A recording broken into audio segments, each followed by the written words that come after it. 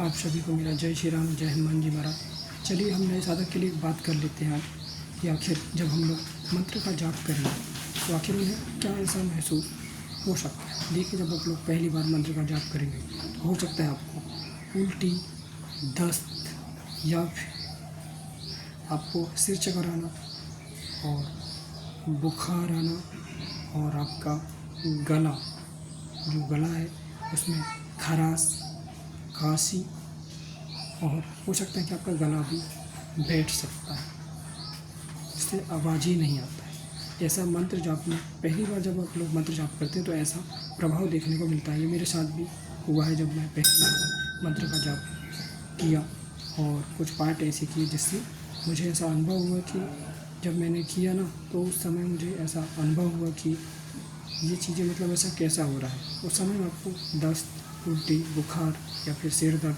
हाथ पैर में जकड़न और कुछ ऐसे मतलब अजीब सा ही आपका बिहेव और शरीर में परिवर्तन, बुखार इत्यादि, ये सब ऐसे मतलब कुछ अलग ही चीज़ें आपके साथ में हो सकती हैं। जो लोग पहली बार मंत्र का जाप या फिर कोई चीज़ जो उग्र पाठ है यदि आप लोग करेंगे तो इस प्रकार का आपको अनुभव देखने को अवश्य ही होते ही है।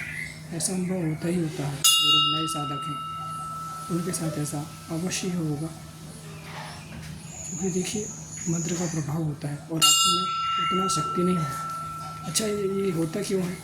जब हम लोग मंत्र का जाप करते हैं तो ऐसी चीज़ें हो क्यों जाती है?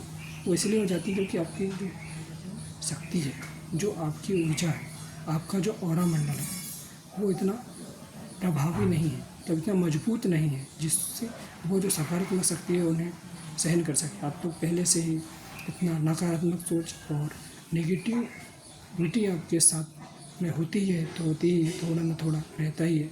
तो वो जब मंत्र का जब प्रभाव पड़ता है तो वो सब जब टूटते हैं ना, तो फिर आपका शरीर का जो ऑरा है जब वो बढ़ता है तो फिर आपका के साथ में ऐसी चीज़ें, ऐसी परिवर्तित चीज़ें निश्चित ही होती हैं।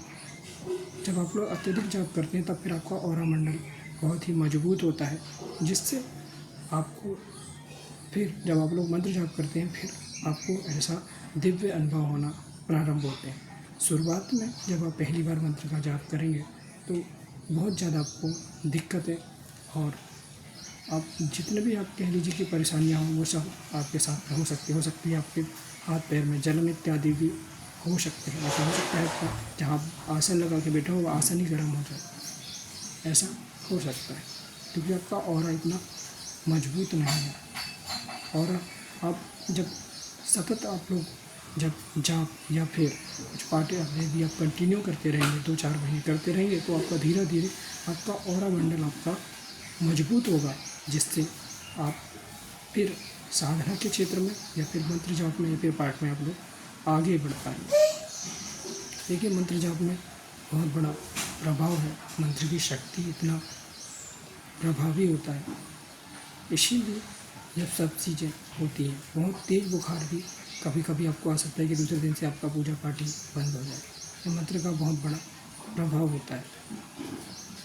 अब आपके अंदर पूरी तरह से नेगेटिविटी हो या फिर आपके अंदर नकारात्मकता भरी हो तो फिर बहुत तेज़ भी आपको कुछ भी चीज़ें ऐसा जो बीमारी से लेकर के वो सब चीज़ें आपके साथ होना निश्चित ही है।